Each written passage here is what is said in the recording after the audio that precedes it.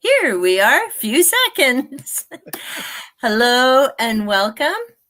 And as always, thank you to everyone who can join us during the live stream. I know it's always a bit of a challenge between work schedules, life, time zones as we travel around the world. A big thank you to Team Rewatch, always appreciated. And today I am joined by Shawn Brink, author of Pets for Legion and Bound by Blood. Hello. Thanks for having me. My pleasure. Now, before I take the picture down, just a couple of things as we kind of hop into the conversation. So first, thank you so much for providing me with copies of both of these amazing stories. And first, let's talk about the different artwork, because I received copies as ebooks, which is an amazing way for authors to share their work. So when I looked these up, Bound by Blood, of course, the description, hey, Aaron, hey, Kat. In the book, we hear about the green eyes, and of course, they're on the cover. How did this cover come about? It's funny because, I know so many self-published authors and have put out some great work that way. I'm not self-published. I went through it is an indie press, but it's a traditional indie press public publishing house. And so they designed the covers through what they envisioned. I did have some input into it. Of course, my editor read the book, and they, between me and her, we pulled out elements that we thought would be important to the story that could be easily put into a picture form. And so, like for example, on Bound by Blood, I mean, for me, I'm such a word-driven person, so everything I do is words, and so it's hard for me to take that intangible words and turn them into an image. So it was really a cool experience sitting down with my editor, because she was like, okay, well, let's talk about all the main elements in the story. You've got the bloody sacrificial knife, and you've got the sliced hands, as you know, in the beginning, and so we've got the handprints, and of course you've got the evil, the rival, the nemesis in this story, like you'd mentioned, are demons with green eyes. So let's get that element in there. And so it was just a lot of fun, because to me, it's hard for me to pull those out of my words and decide what needs to be a picture. And that's the hard thing too. I mean, these are 75,000 word novels, and to distill that all down into an image is actually difficult for me. So I'm really glad that I went through a traditional publishing route where we have these professionals that can help me out. And then they designed it and they sent it to me, and I said, yeah, looks awesome. And so that's kind of how we arrived. Nice. Well, and like you say, taking the words and getting that story into the visual form is a complete different skill set. I mean, yeah, I certainly wouldn't be able to do it. So kudos to those who can. And also with Pets for Legion, because again, looking at that cover and having read the story and knowing the building and other details, I mean, that really does capture the vibe of what's coming as we go through the story. Yeah, it's always just such a kind of a rush when, after you've had that meeting with the editor, and they then have a meeting with the cover design artists. And then after they've done that, they come back with your first image. You're like, for me, it almost brings tears to my eyes. I'm like, wow, it's what the book's all about, and yet different than what I had in my mind, which is really not a bad thing. I think it's really cool. Yeah. For example, on Pets for Legion, that kind of big Gothic looking mansion on there is really cool and really fits the story. But in my mind, was not how the house looked at all when I was writing it. I was thinking more of a country estate almost. And that was just my imagination in my head. That's the great thing about books.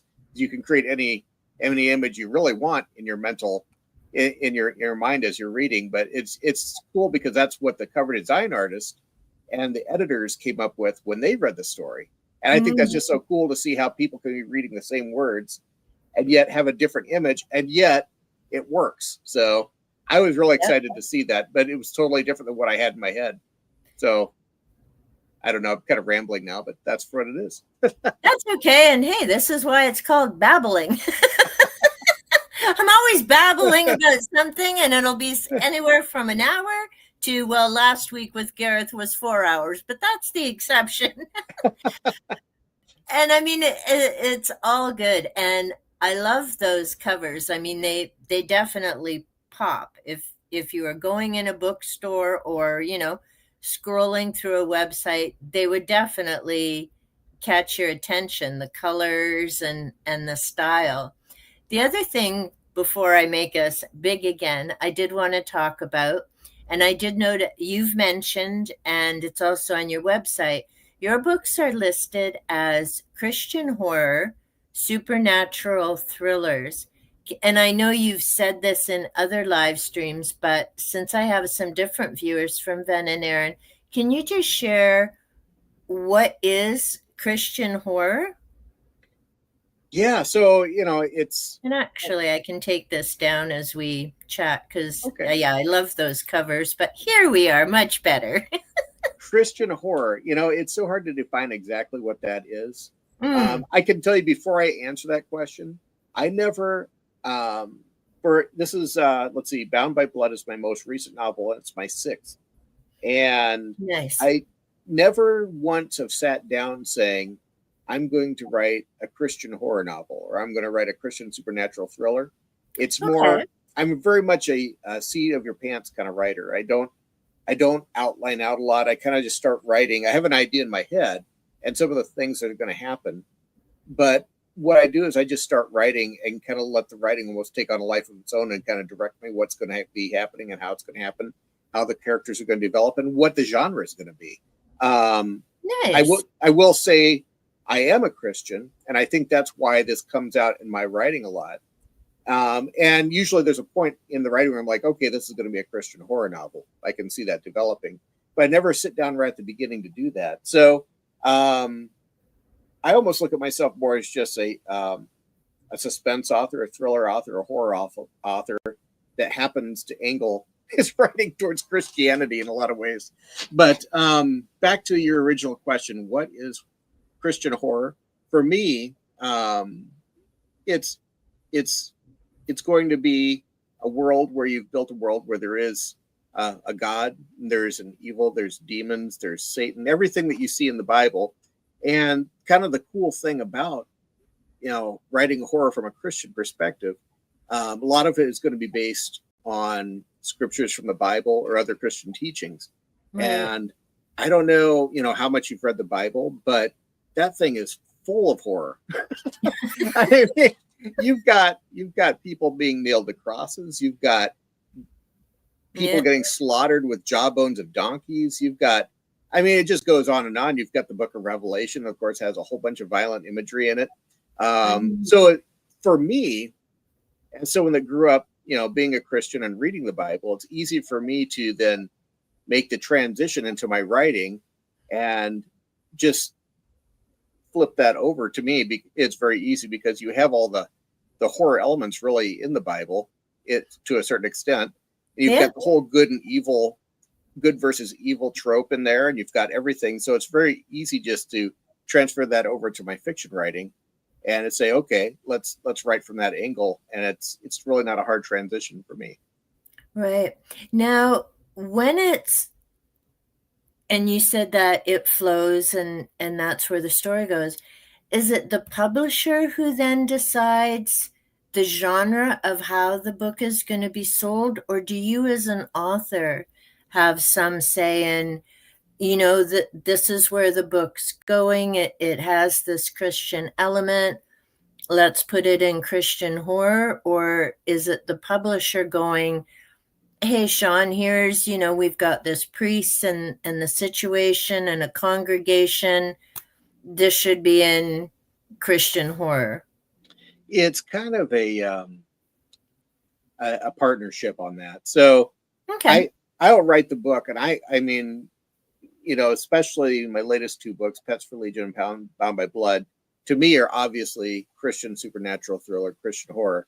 And so when I sent it off to my editor at the publishing house, I said, "Hey, here's my next book. It's a Christian horror supernatural thriller novel."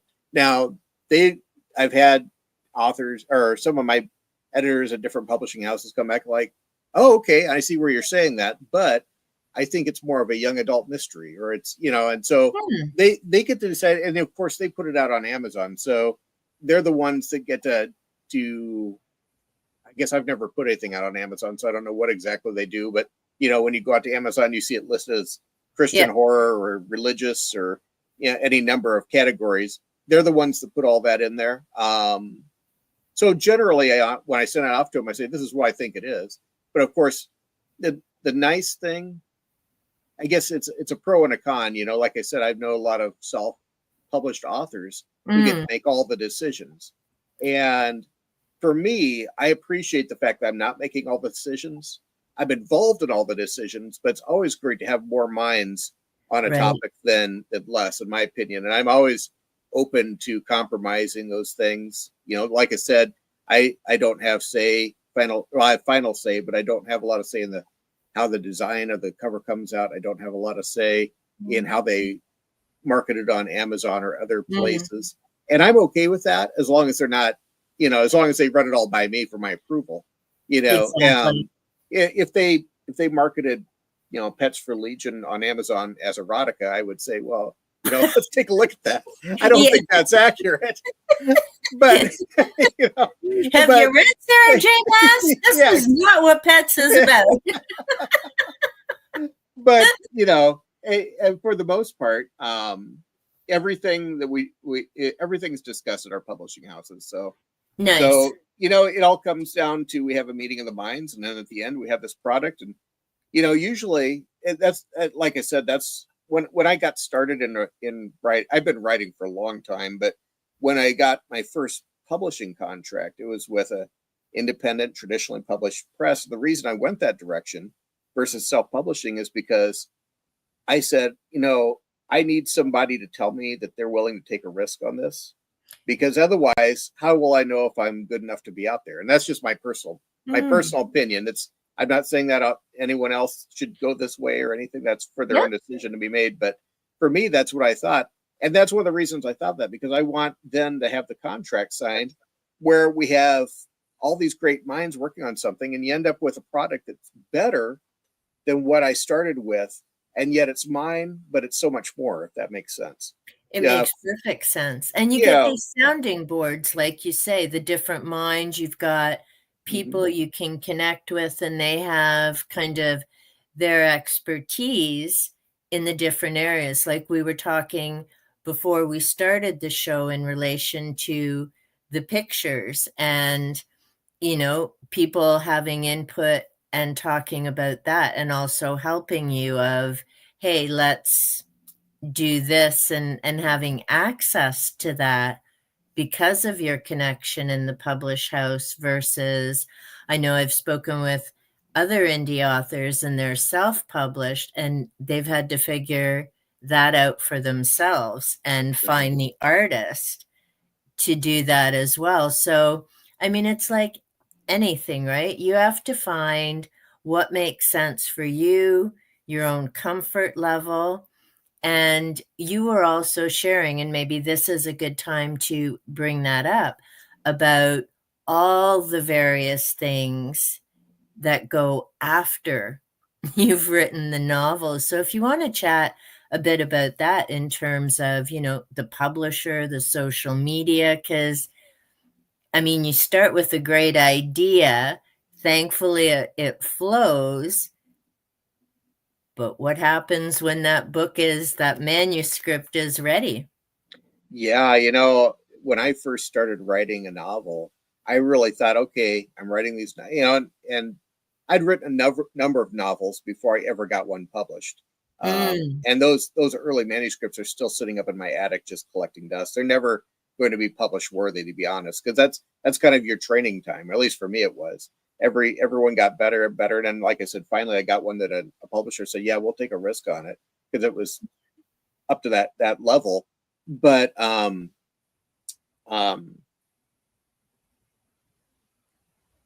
sorry, and I'll That's go ahead and okay. admit it because I talked to you before, and I know I'm not ashamed to, embarrassed of this, but I've recently went through some rounds of chemotherapy, and it ruins your memory. It's really weird. Yep. Just give me a quick Chemo summary of fog. what was the question? In terms of what happens after the book is finished. So what's the next step Yes. with the manuscript? Thank you for restating that. No So, problem. A friend of mine has chemo fog, so I get it. I'm mm, on pain meds, so my memory is not as good as it used to be. So yeah, I totally understand. yeah, it's crazy how that all that affects your brain. But Yep. so to the question, okay, so I got that first book written and got it off to the publishing house. And in my mind, I got a contract signed. I was ecstatic. So I'm like, okay, so now it's time to jump right into my next book, which, of course you do have to do that. I still do that. Once I get a contract signed, I get a published a book in process. I get right on to writing my next book. But what I didn't realize is there's so much more to being a published author.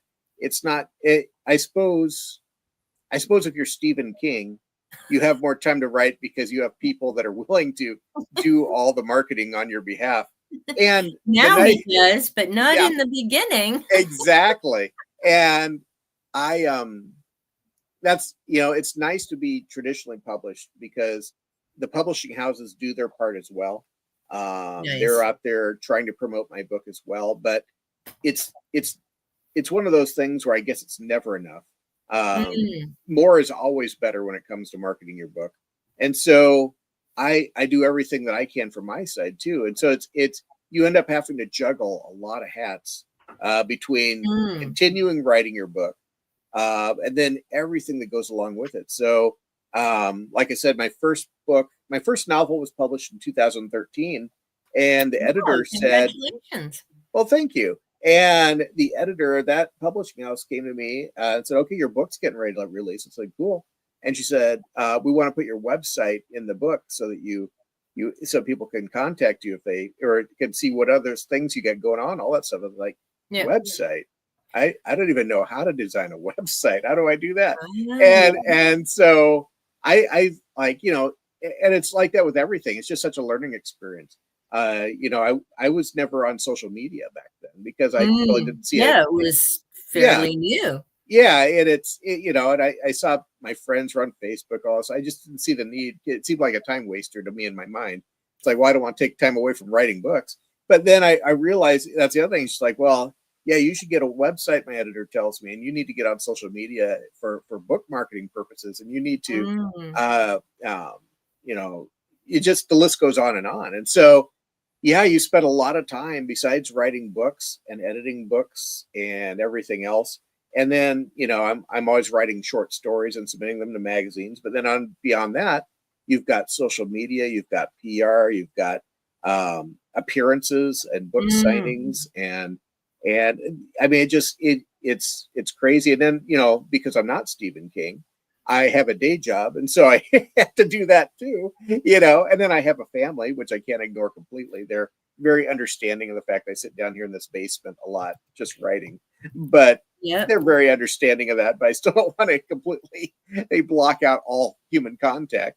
So I've got a lot of things on my plate, plus the book marketing side, and it's just um, and I'm not saying that to be negative. I love every bit of it, and Yep. ever since I've gotten into this whole writing gig, it has been wonderful. I just everything I learn, I get excited about. Any new thing I try, I get excited about, and then writing. I just wish I had more time in the day to do it. Sometimes. But I think it's important, especially for budding writers or people maybe considering it, to know that there's so much more to it. It's, yeah, it's great you have an idea and you do the practice part because whatever you first try is not going to be a bestseller. I mean, Stephen King wrote a whole lot of crap, before, those short stories started being sold for $2,000 to various magazines. Mhm. And I had a chuckle when I was talking about Night Shift, and I just quickly went through all the stories. And it was neat because, and I mean, I'd read it decades ago. I started reading King when Carrie first came out and continued on up to Dolores Claiborne. But it was interesting in Night Shift to see all the magazines he'd submitted the Mhm. stories to. And I think it's the start of Skeleton Crew.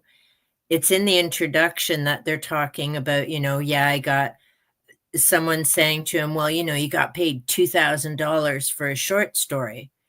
And he's like, well, yeah, the check was $2,000, but then you got royalties and this and that. So technically I made, and it wasn't $2,000. And again, Mhm. um, people don't see that aspect of it if you're not in the business, right? And same as with, you have this great idea, you write the story, you either self-publish or get it published, but then you have to keep selling it, right? You, Mhm. like you say, you don't just get to, yes, I've sold it, now I'm going to sit and write book 2 and just focus on that. You've got to, like, time management is a massive skill Mhm. for, I mean, any type of job, but certainly as a writer, because you need to find that quiet time to do the writing. Like you say, you have a family and you certainly want to spend time with them.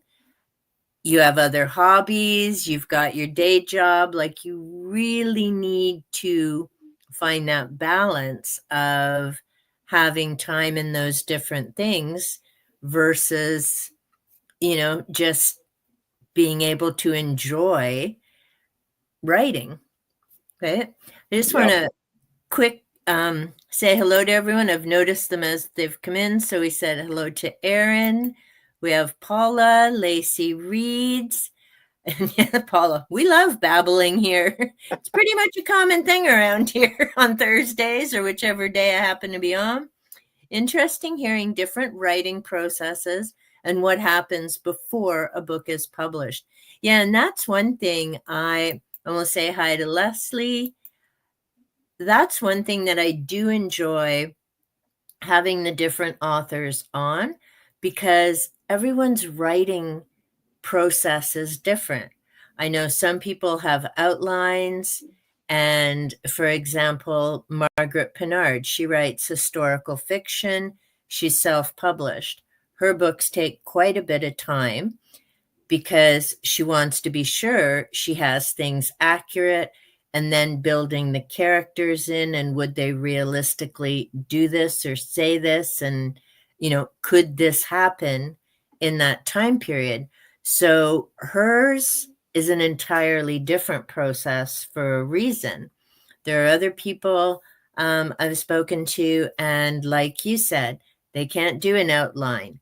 They have the idea, they sit at the machine, and they just go. And they can go in spurts, and that's what they need to do. If they tried to force themselves to do an outline, it wouldn't flow the same for them. And I'm willing to bet the end product wouldn't be as good, because that's not a natural fit for them. It's sort of like some of these musicians, whether rock and roll or whatever, and they first put out their albums and it's what they want to do, the music they love, and then the producer goes, well, I think the market wants this. And either they say, no, thank you, want to stay true to my music, or they switch, and then everything changes. And I think, sadly, sometimes that might happen with some authors as well, especially the ones with the bigger publishing houses, because they end up producing what the publishers start asking for versus what do they want to write. And again, Yeah. that pro and con to, which method and what you want to do.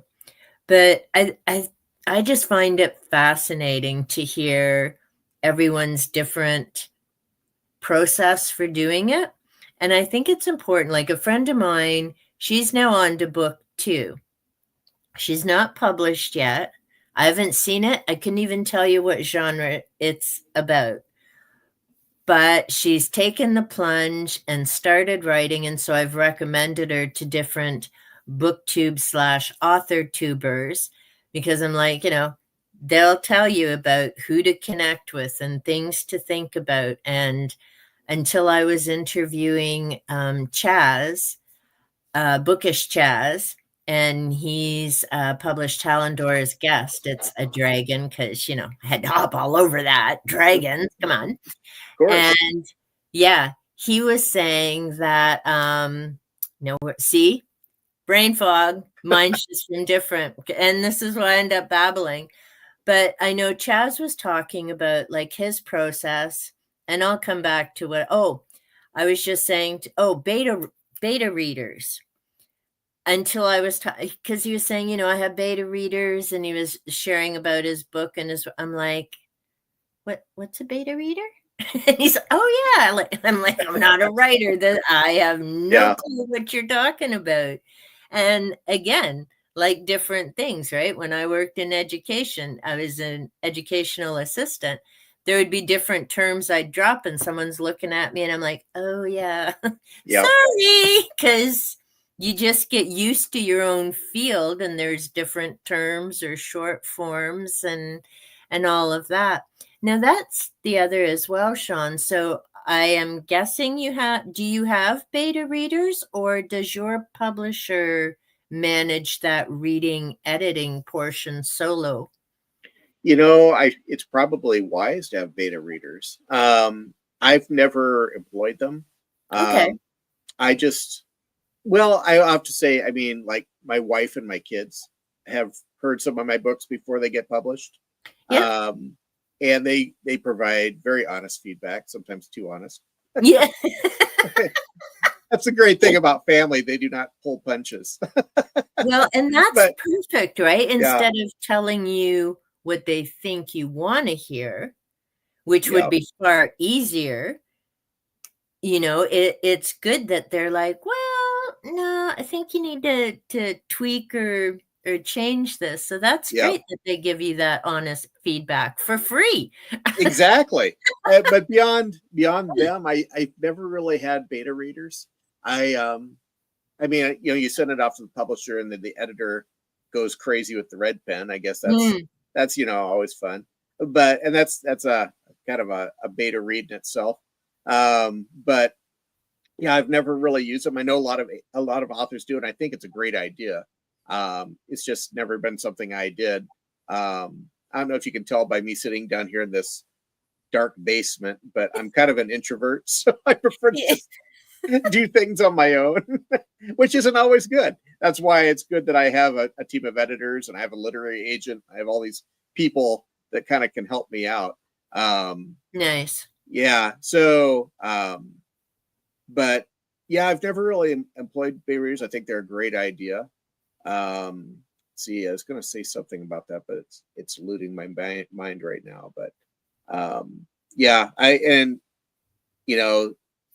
that first novel that got accepted, I was so excited until the editor came back, and you could tell I didn't have a beta reader because wow, they really marked it up. That's kind of a learning experience in itself to get your first edited manuscript. This thing that you've poured hours of your life every day for months and months on end, and it's your baby, and then you set it off, and someone says, "Oh, your baby's really ugly." But the nice thing is a good editor that says, "Here's how we're going to make it pretty," and then they fix it up. So how do you deal with that? I mean, it would be hard, and I know I've read different things of people getting all these rejection letters and just sucking it up and keep sending it out hoping. But then there's that other part of, okay, yay, now you've got the publisher, and like you say, you've just got your baby back and it's covered in red. How do you emotionally handle that? Or do you have Uh, tips or suggestions from, I mean, your obviously your own experience?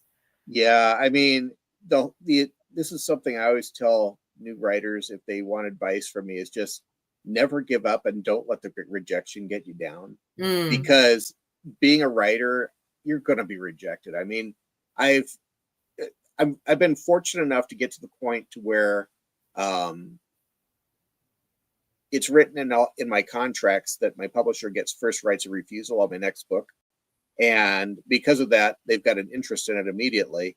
And so far, they've accepted every one of my books. So nice. so it's nice because I don't have to deal with that level of rejection anymore. When you're first Yeah. getting started, my first book I probably sent out to 30 or 40 publishing houses before I had that one come back and with a contract offer. And it's really hard to deal with that rejection. Yeah. Um, and for me, and I don't think there's a writer out there that kind of half does anything. You're either in or you're out. So if you're a writer, it's what you do. It's for me, it's almost like an obsession. It's since I was like 5 years old and first able to pick up a pencil. That's just what I do. And so to have someone come back and say what you what you do with all of your waking hours is not good enough. Here's a rejection. It Yeah. does it's hard not to take that personally, but Mm, you've got to rise above that and just know that this is a process. And even now, like I said, I don't have to worry too much about my novels, but I send out short stories all the time, and magazines out there have an 80 to 90% rejection rate. So I mean, you've wow. it helps for me to know those statistics because I know that, like, okay, when I send this out, 9 out of 10 times it's going to come back with a rejection letter. Yeah. And I've just learned to just roll with it. So, like with the short stories, the minute I get that email coming back saying it's not right for us, or we're not going to take this story, or whatever the rejection cliche is, Yeah. I've got the next magazine already lined up, and I shoot it right out to them. I don't even I shouldn't say that. I take every opportunity after every rejection on a short story. I re-edit it and Mm, polish it up even more. There's always something that you find every time you rewrite even just a short story. yeah. And then I send it out again, and I just have that repeat process, and I just take rejection as part of the process anymore. And you've got to do that. Otherwise, I mean, you can get really depressed and sad and Yeah. all the things that go along with that. And that's not something I wish on anybody. So just just got to learn how to roll with it. Well, and I think you made the important point as well of knowing ahead of time that when you send something to a magazine, odds are it's going to be rejected this many times. So you're not going in blind, and then you're less likely to take that rejection personally. In Mhm. other words, oh, it's not just my writing. This happens to 80 other, 80 other people or how many for those numbers. And Yep. it's kind of funny. And because I'm bizarre and I know you followed my channel for a bit, so you may have seen some of my quirks, but I've seen all these people do these, thank you videos and, 100, 200, 500, 1,000 subs. And it's great and it's important. But my growth has always been teeny tiny. Like I've only had one big jump, and then it's usually been, a trickle, which is fine by me. But I knew it was going to take me quite a while to get to 500, which I just, woo woo, 3.5 years later passed. So that was awesome. I did that video. But before I got there, I'm like, I keep hearing people sad about unsubs. And I happened to actually be watching, it was a StreamYard training video about, tips for creators and things. And this creator was saying, don't get sad about your unsubs. They're not the people you're trying to attract. So, them going is helping you figure out how to grow your channel because it's the people who are staying there watching and commenting that you really want to hone in on. So I made a thank you 150 unsub video, and people were like, what is she doing?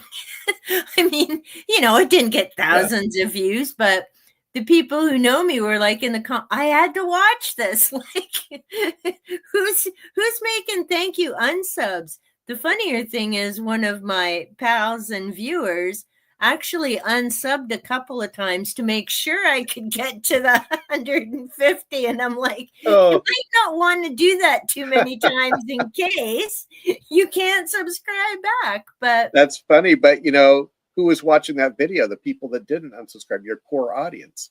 And I'm sure they exactly. appreciated it. So yeah. You know, and I said too, is, you know, the unsubs will never see it. And, you know, I wish them well. But I get it's not personal. I mean, I've unsubscribed because there's only so many hours in a day. You can only follow so many channels. You know, maybe you have different content or genres, or it's just not someone you click with after a time. Like, there's a ton of reasons. And the same with those rejection letters for, you know, whether it's an article or a novel, it's not personal.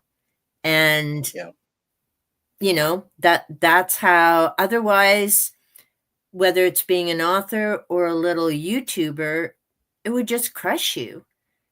So, Well, yeah, and just like you just said, there's so many different reasons. It's not personal, and also it could be one of 100 things. Maybe, yeah, you know, I mean, maybe my novel just wasn't right for their list. Maybe their list was already full for the year. Maybe my timing was just off, or maybe I accidentally submitted to a romance magazine and I write horror. You know, I mean, there's just so many things that could happen, and any one of those will trigger rejection. And so you've just got to keep that in mind. Again, you know, it's just all around that mentality that rejection's everywhere in this business, and you just got to not take it personally, like you said, because it's not personal, yeah. and just move forward. Yeah. Yeah, there's one of Lacey's comments. My book is currently in the beta reader stage. Excuse me, but it's mostly friends and booktube friends reading it. Nice. The amount of books I've written before getting to the point of wanting to try to get published is a journey in itself. Yep, both in writing and self-discovery. And Shawn, I'm sure you can relate to that as well. Now, just out of curiosity, if you don't mind sharing, how many did you write a novel well, obviously you were doing short stories and novels. How many did it take before you got published? Ah, that's kind of a hard question to answer, and this is why.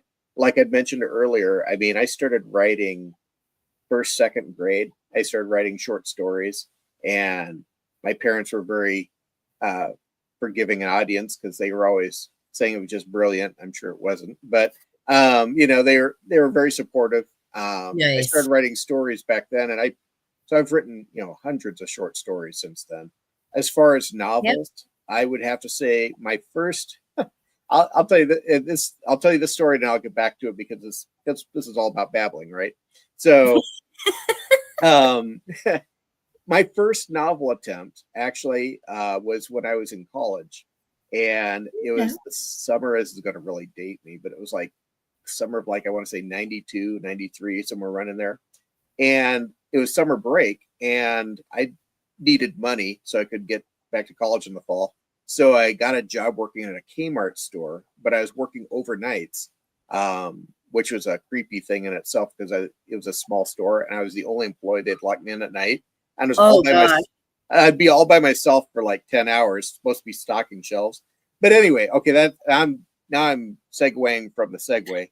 So back to, so anyway, I was working nights, but I worked 4 10-hour shifts. So I had 3 days Mm, off, 3 days off a week, or I should say 3 nights off a week. yeah. And I had a choice to make. I could either flip around my sleep schedule so I could hang out with my friends, Mm, or I could just say I'm not going to see anyone this summer, and then I just stay up at night on my nights off. Well, what do you do in 1992 when when you're up at night? You can't. I'll tell you, for people that might not remember, the only thing that's on cable television at 2 in the morning is infomercials, and those get old yeah. real quick. So I thought, okay, I've always liked writing. I'm going to try to write a novel. So I you know, there's no internet. So, or to Yeah. speak of, I suppose maybe some government agency had internet somewhere, but I Well, didn't. it came from the Yeah. military, but Yeah. yeah. So I didn't have the internet. I'd never really heard of it. I had a Smith Corona typewriter, and I I didn't had a have a. brother. Yeah, those are good too. Yeah. And so I just thought I'm gonna spend these off nights. I'm gonna write a novel. So that summer I wrote my first novel, and I remember this day. It was called Jason's Quest. I don't remember really what it was about, but that was the title. It's Yep. like I said, it's up collecting dust in my attic somewhere, I'm sure. But I wrote it, and I actually submitted it to a few publishing houses, which that was a different thing back then too. You had to buy postage. You had to get a self-addressed Yeah. return in case they didn't want it, so you could get your manuscript back because there's only one of them because you did it on a Yep. typewriter. And so and I sent out to a couple of them, but it got to be expensive. And Yeah. I got a couple of rejection letters, and now looking back on it, I haven't read Jason's Quest in probably 35 years, but I'm sure it was atrocious. I mean, it probably had plot holes. It probably was suffered from overwriting. It probably had any number of problems. But that was my first attempt at a novel. But what I did learn was I learned how to get a little bit better. And so my Mm. next novel was called, I think, Fire in the Machine. It was a sci-fi novel that I wrote, and I don't remember what that one's about either. They're very gripping novels. I could tell because I'm the writer and I don't even remember them. But But it's yeah, important to note that it was a decade of hmm going through all of that. And like you yeah. say, each one got a little bit better. And I And wrote, I think it's important for people to know that that mm, was a 10-year, like there is no yeah, overnight success. yeah. I There's mean, work. even when you hear about novels like Where the Crawdad Sings, that was that author's debut novel. But I bet you if Mm, we interviewed her, she'd say, "Well, that's not the first thing I ever wrote." Yeah, that was the first thing I ever wrote that got published.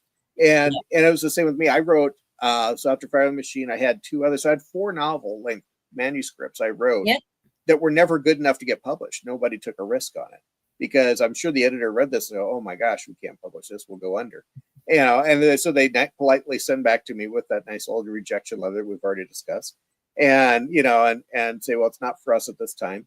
But everyone just got a little bit better and a little bit better, and then finally, I sent out this manuscript called The Space Between, which was an apocalyptic thriller dystopian type novel. mm, And by this time, like you said, it had been 10 years. I was fully expecting to see rejections come back, and they did. I sent out to publishing house after publishing house. Luckily, by now it was early 2000, around 2010, 2011 when I started submitting for that one. So we had this, really cool technology called the internet and yeah, email, and it made it so much easier and so much more cost effective. Just send out these manuscripts. You don't have to mail them anymore, which is really nice. exactly. And so I started sending those out, and I got about 20 or 30 rejection letters. And then one day I got back an acceptance and said, attached, please find a contract. We'd like to take on your. And I actually said to my wife, I said, I bet you it's a scam. I didn't want to click on the attachment. I had to research it. It's like, oh, I really did email these people because, yeah, I just like, who. Fear of success. I'd gotten so many rejections, and suddenly I'm having the thing that's not a rejection. That's like, oh, I bet you it's the Nigerian prince again, But it was like I look back at my history. It's like, well, I actually sent these people my manuscript, and Nice. and then and then you start thinking, well, what's wrong with them? They must be a really bad publishing house because everyone else decided this isn't worth publishing. What's wrong with you people? And then I went out to their website and I researched it. Like, oh, they seem to really have some decent titles out here. And Nice. so, the rest is history. But that's a very long answer to the question: how many books did I write before I got published? But that's me. I tell stories as I go along, so sometimes they're lengthy. But to me, that's the important part, right? Is everything you said has value. And whether someone's just listening out of curiosity of what your process is, or they're thinking about doing that themselves, it's all significant to know that, you don't just pull this off in a weekend and then, you're off to the races. There's that revision and time, and, maybe for some people it's 5 years, other people it's 10 years, other people it might be 15 or more before, they get something done. I think it was, is it Michael McDowell? There's another author I'm thinking of, or it may have even been the film producer, Tim Burton. It might have been Tim Burton I'm thinking of, but McDowell wrote the screenplay for The Night Before Christmas. Mhm.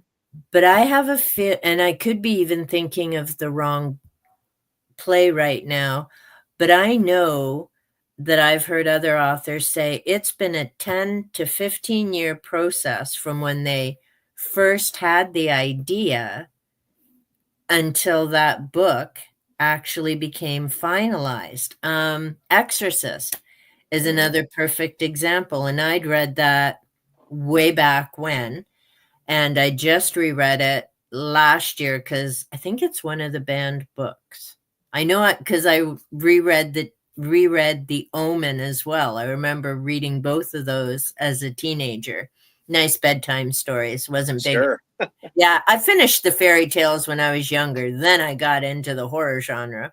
But I had just rewatched actually The Exorcist. We got, I think, a Blu-ray, which I really loved because it has the extra information. So it was talking to the director. The author has, I believe, passed. Yes, he's passed away. But it was talking about, and I'd forgotten, that The Exorcist is actually based on a real life story that the author knew about when he was going to, is it Georgetown University, I think, where this takes place, and it was filmed there.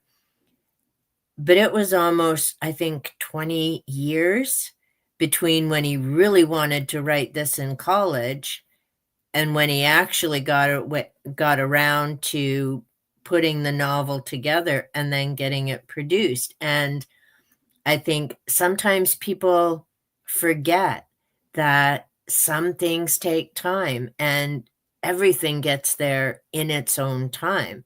Like you mentioned as well with some of the books, for some people, it just may not be the time to read it. They may not be ready for that information, or they're just not into reading horror at that time. I mean, I know when you first reached out to me and you had mentioned Christian horror, I'm like, should I? And I mean, I'm so glad I did. And I mean, I know Aaron mentioned in his reviews as well, and that's the great thing with your books. They've got that supernatural element. There is that Christian element, but they're not preachy. And I don't think it's always predetermined how that type of a novel is going to end.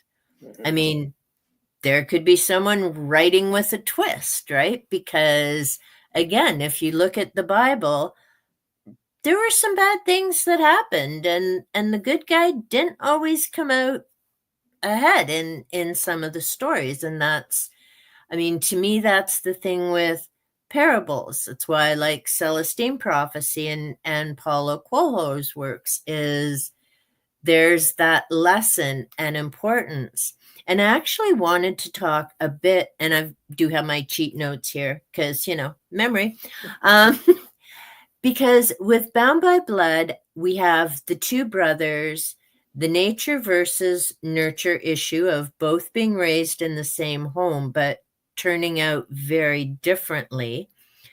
I will admit the name Seth kept messing me up, partly because I've read a lot about ancient Egypt and ancient civilizations. So when I think of Seth, I think of the brother of Osiris, who is not the good brother. And so in this, I'm like, no, wait a minute, reversed.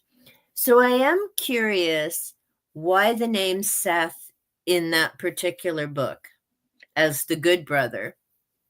Well, what I'd like to be able to tell you is that I put a lot of thought into it, and I looked at biblical names and different situations. Honestly, and sometimes in some of my stories, that is what I do. I pick a name based on um, some sort of reasoning, but a lot of times my names come from just various things that are totally unrelated. For example, well, I just got back from a vacation about a month ago where I was in Scotland, and Nice. yeah, oh, it was beautiful. And I was in Edinburgh, which is where J.K. Rowling lives, and so I took a Harry Potter tour. And one of the things they did is they walked through this old Middle Ages cemetery that's by the castle there Mm. in Edinburgh. And the guide was explaining to us, he's like, look at that gravestone over there. And it would be somebody, not Albus, it'd be somebody Dumbledore, or it would be, Harold Potter, there's all these, and he's like, these are where she got the names for some of the books when she first started writing. It's like, oh Oh, wow. And that's kind of how mine happens. A lot of times I mean, I've had names that I've stolen, not in a illegal sense, but yeah. maybe I usually read multiple books at a time.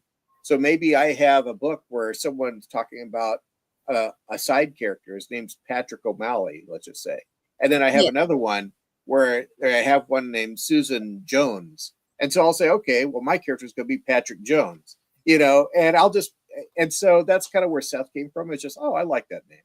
Okay. And I'd like to say it was deeper than that, but it wasn't. But But again, that's a cool story of, how it came about. And thank you for reminding me. So in Bound by Blood, we have this cult leader, and we have Jason and try not to do spoilers. So we have Jason, who ends up in this cult, Seth, who I shouldn't say is the good brother. He just made different choices. Um, and then we have Cain as this cult leader and controller, and as someone who remembers when everything about Jim Jones and the People's Temple was unfolding. And again, very different times. It wasn't social media in your face all day long. That unfolded over weeks. Mhm. And so being, aware of what can happen to individuals when they get in that situation, and you have someone like Cain in control. And so again, it was interesting of the name Cain as the leader of the cult. We have the supernatural element of our demons with the green eyes, and we have the mother who, I mean, I guess you can say she was doing the best she could under the circumstances, very difficult. And then the brothers having to make choices. And we also have the priest, and correct me, maybe I missed something in Pets.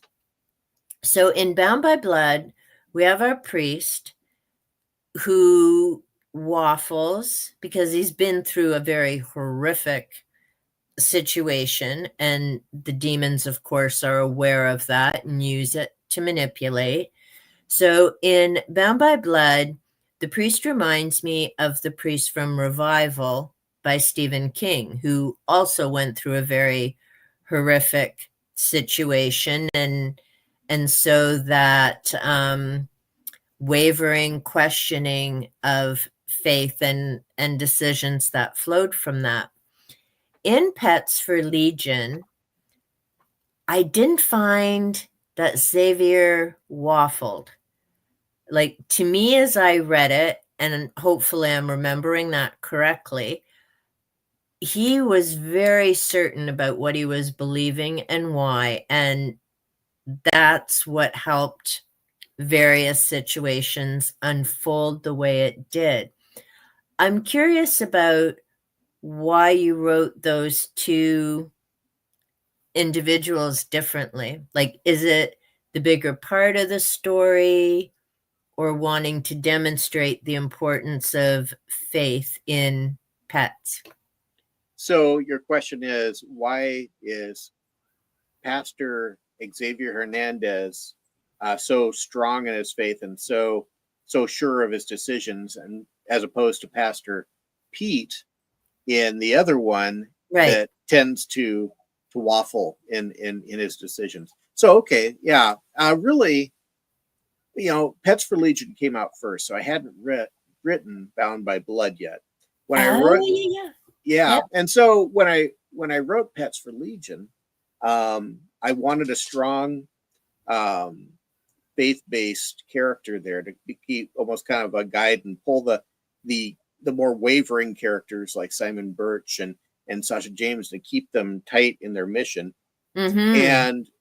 And then when I wrote Bound by Blood, I thought, okay, I'm going to go a different direction. I'm going to kind of flip that around a little bit. So in Bound by Blood, yes, Pastor Pete is a leader of the church and he's sincere in his faith, but he's struggling because of some things that have happened in his past that makes Yeah. him question some things he probably shouldn't be questioning as a Christian pastor. And so But he's um, also human, exactly. And so right? really when you look at Xavier Hernandez and then you look at Pastor Pete, they're really two aspects of human nature, are they not? I mean, you have I don't know about you, but I have times in my life where I'm strong in my decision, I'm strong in my morals, I'm strong in my character, I'm strong in my principles. I'm like going, this is the way I should act. And then, but I'm human. And so I also have moments where I make mistakes, Yeah. where I go off the rails, where I um end up, doing things I probably shouldn't do, and so it really, those two characters are just two different aspects of human nature, in my opinion. Mm-hmm. But like I said, it's kind of cool that you mentioned that because I wrote Pets for Legion first, and so in writing that book, it's like, okay, I need a rock in this. I need something to anchor the other characters to keep Yeah. them on task, to keep them on mission.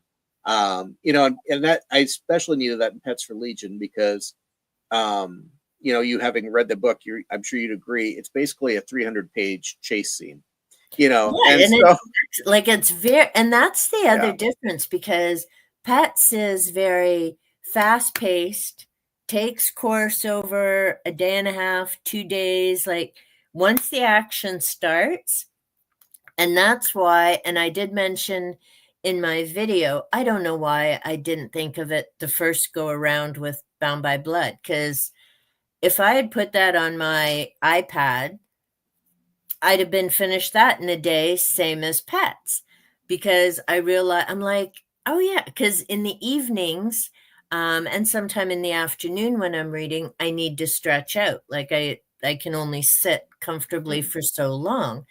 And that's why the physical books are a nice plus because I can sit, well, Mhm. not the chunky monkeys, but the Mhm. normal size books I read. I can sit, hold the book, annotate. And I also found reading Pets for Legion and doing it on the iPad that I could highlight. Annotating, I'm very visual and I'm very kinesthetic. I have to have my hands involved and my eyeballs.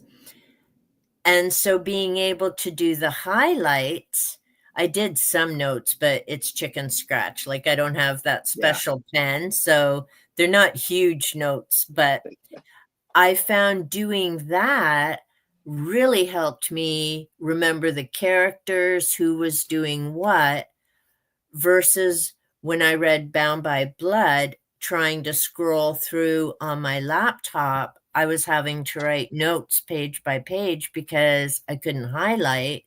Mhm. And the story was equally fascinating. The characters were equally fascinating, but that retention wasn't there. So I'm not, as Noah calls me, just a book murder because I like coloring in my books. It actually serves a purpose of, putting in my head what's happening and which characters.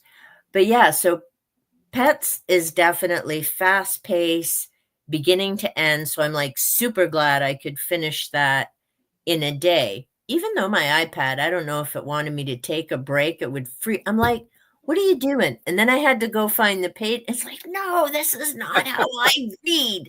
I want to keep going. Stop doing that.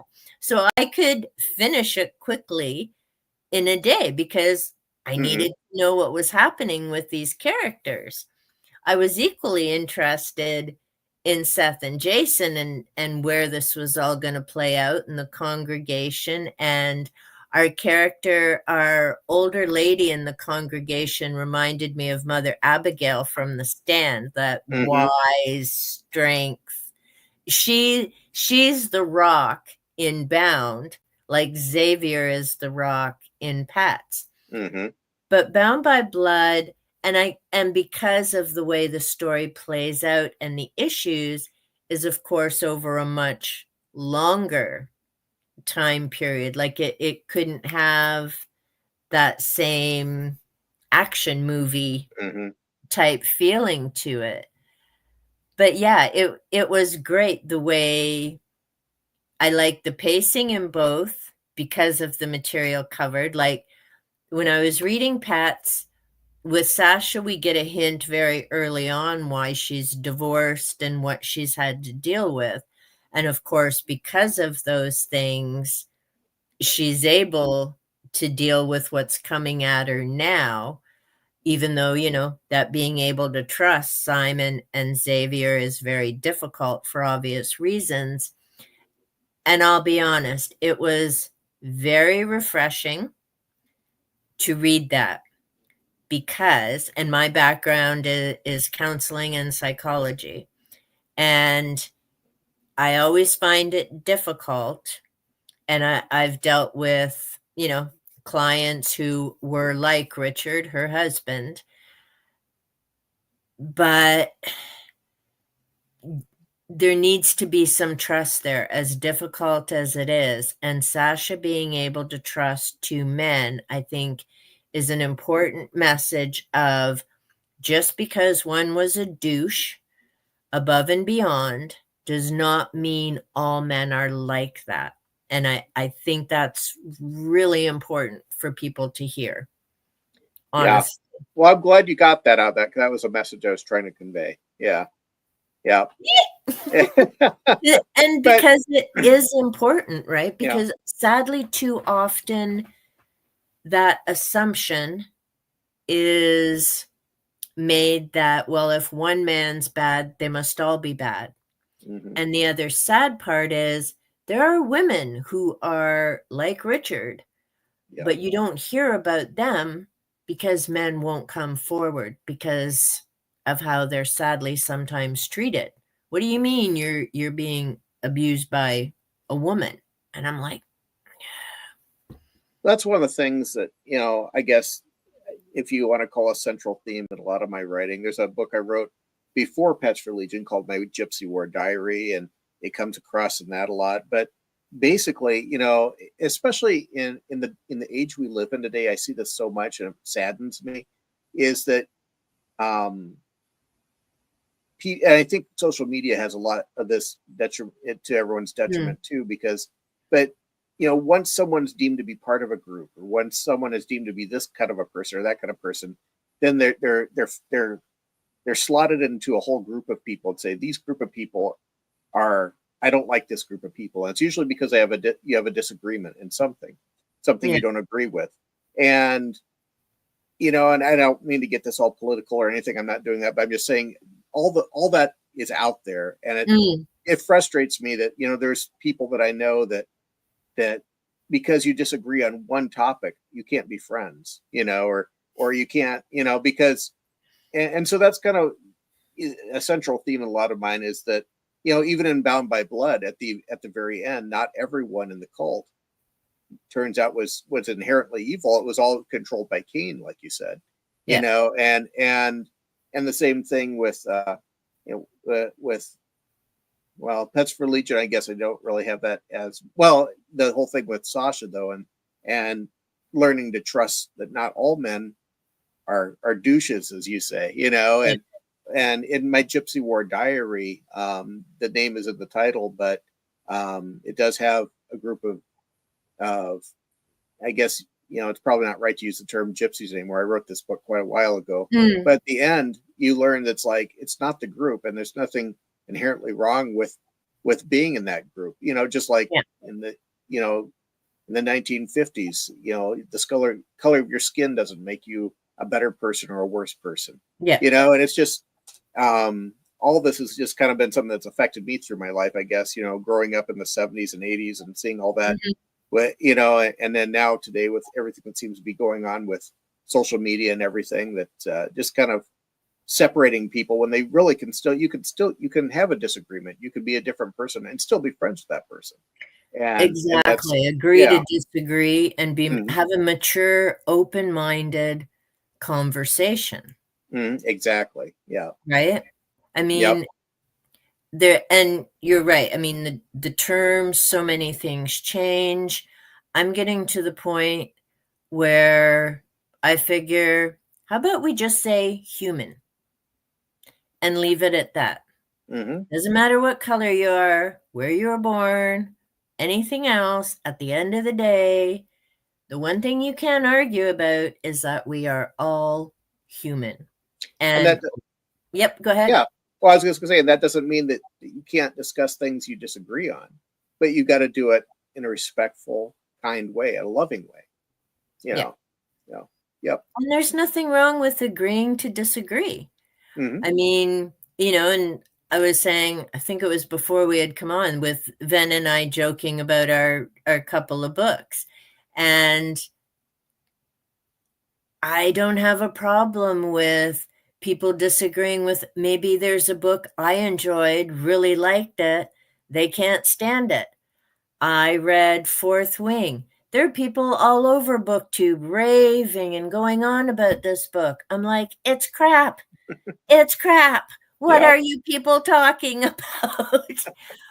But I've also had great conversations with people about it. Hmm. So, no, I didn't enjoy it. I'm never going to enjoy it because I don't like reading spicy stuff and it's tame compared to some of the books out there. It's just not something I want to read, which is why I don't do audiobooks because I'm like, I don't know how far to skip ahead because I don't need that in my head. No, Yep. no. But other people enjoyed it because it was their first experience with fantasy. Hmm. I've read different fantasy books. So when I read it, I was like, oh, that's Hunger Games. Oh, that's Divergent. Oh, that's Lord of the Rings. Oh, I'm done with this book. Like, I wanted dragons, not, boom chicka wah wah. No, don't want to read that. And nothing against people who do want to read it. I mean, that's the beauty of having authors. It's why I call them my heroes. There's so many different genres and material out there. I'm not into book banning. I see now there's this stupidity out in Alberta of, and I'm actually surprised the premier's speaking up because she hasn't been toeing the line with some other things. But the school board, after the government put this thing through about, they want sexually explicit material off the shelves. Okay, fair enough, assess what you're looking at. I agree, Sarah J. Maas should not be in a high school. It's a little too graphic. I know, I read it. But these people in their school board went nuts, and there's 221 titles, Yeah. including The Handmaid's Tale. I'm Yeah. like, people, have you read it? It's Yep. not graphic. Like, Yeah. what are you doing? If any book should be read right now by people in high school, it's The Handmaid's Tale. We're living it, people. Yep. So the government's supposed to be rewriting it, but I'm like, what really just frosts my socks is when people try to ban a book, but they haven't read it. You don't get to say unless you can cite the page and the issue and your problem. Get out of here. Like, No, puppets should not be able to make those decisions. And if you want to talk about your rights, why do you get to infringe on other people's? Yeah. I just get so wired for sound with some of this. But we have passed an hour. Are you okay for time, Shawn? Do we need to wrap up? Yeah, I can go up to probably another hour if you'd like, but after that I would have to get off. But I'll go as long Okay, as you want, up to another hour. I'm having a good perfect. All time. right. It's been a good time so far. So Yay! yay. Well, I'm enjoying it. And like I say, we babble. I still have a number of things I did want to ask you about, but I did want to do the time check and make sure. So, yeah, another hour is perfect. We're at an Yeah, hour 10. So, I didn't even realize an hour had gone by. It's going fast. Yeah. it's so funny. And people have said, I mean, I know I was chatting with actually Nicole Brona, another indie author, and a friend and buddy on BookTube. And it's funny, I had her on a while back and we were talking about her series, Midnight Detective Agency.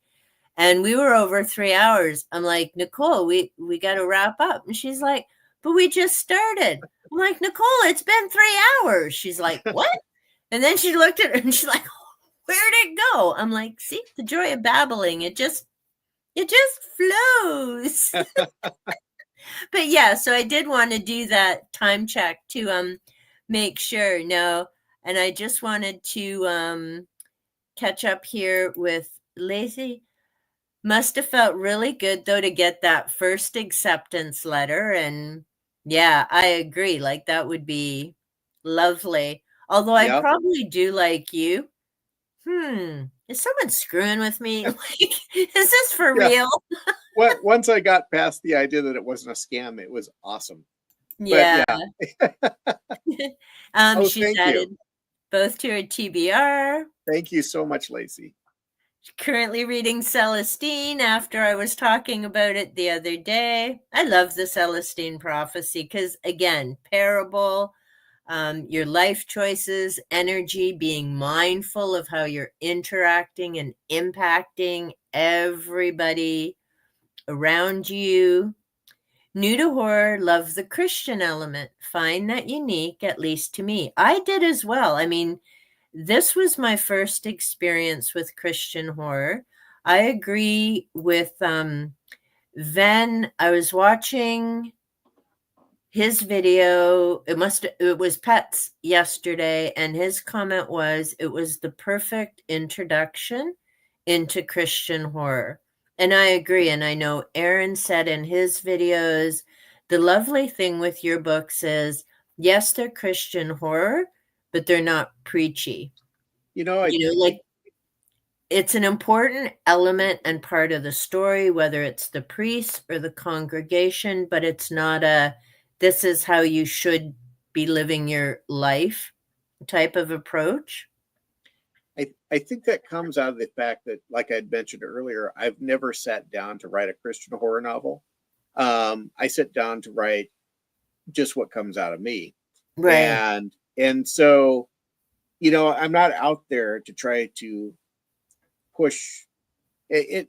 It never works well in any situation to just shove religion down someone's throat. Yeah. Like I said, I'm Christian, and I'm always happy to talk to someone about what I believe or the gospel that I believe in.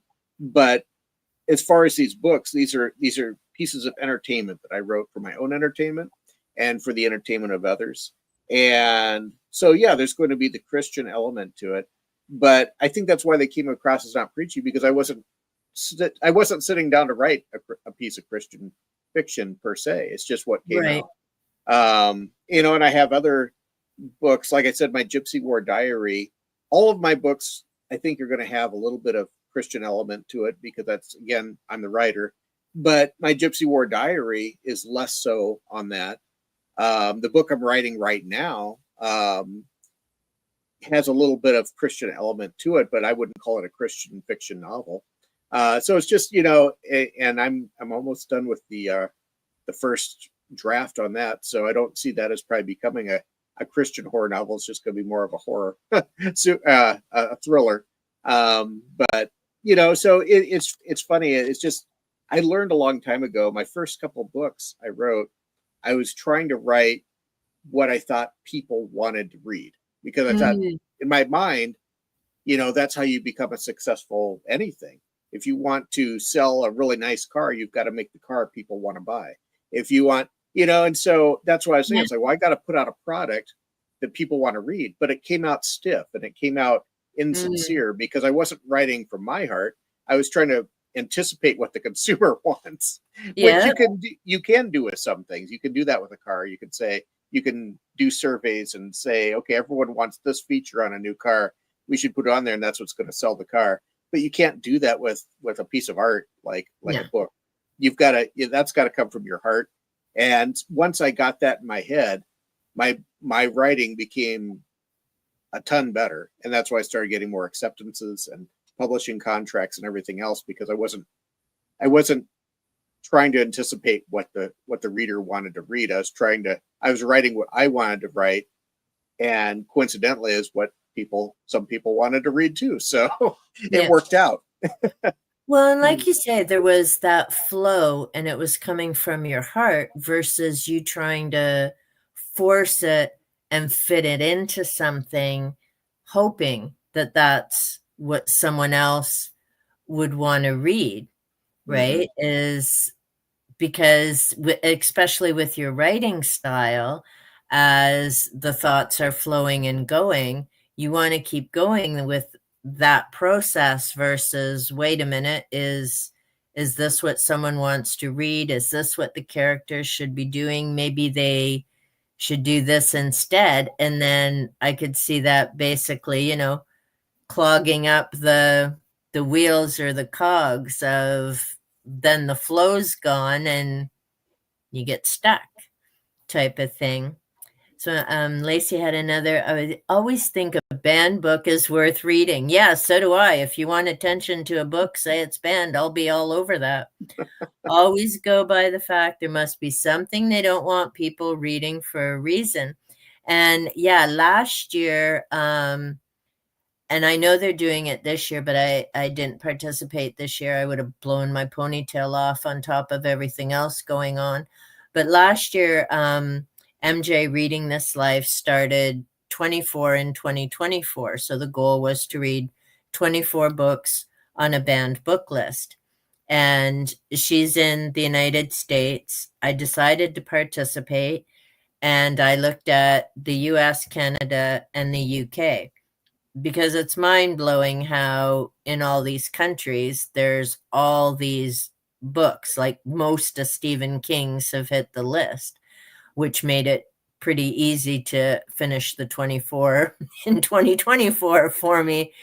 But I started really wondering about my reading choices, because for me, most of it was rereads. These aren't books that I hadn't heard of before. I'd read The Handmaid's Tale in 1984 and Animal Farm and so many of King's books and numerous others. The Outsiders by S.E. Hinton. And I'm like, why? Now, mind you, I have yet to finish Brave New World, which I've never read before.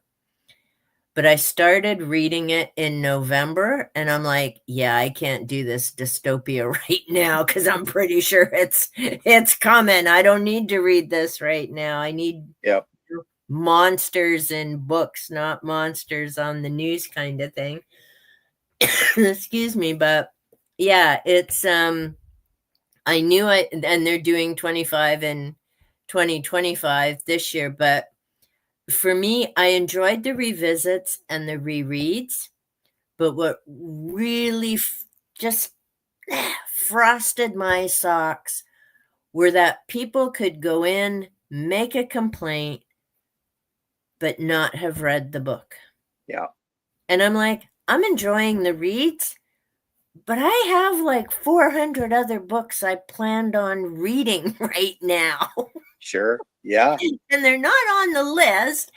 And you people didn't even like, see again, ponytail.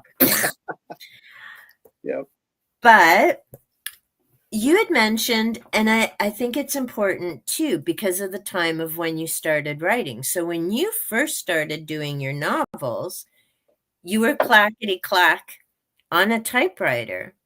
How has that changed for you now on a computer? Do you type?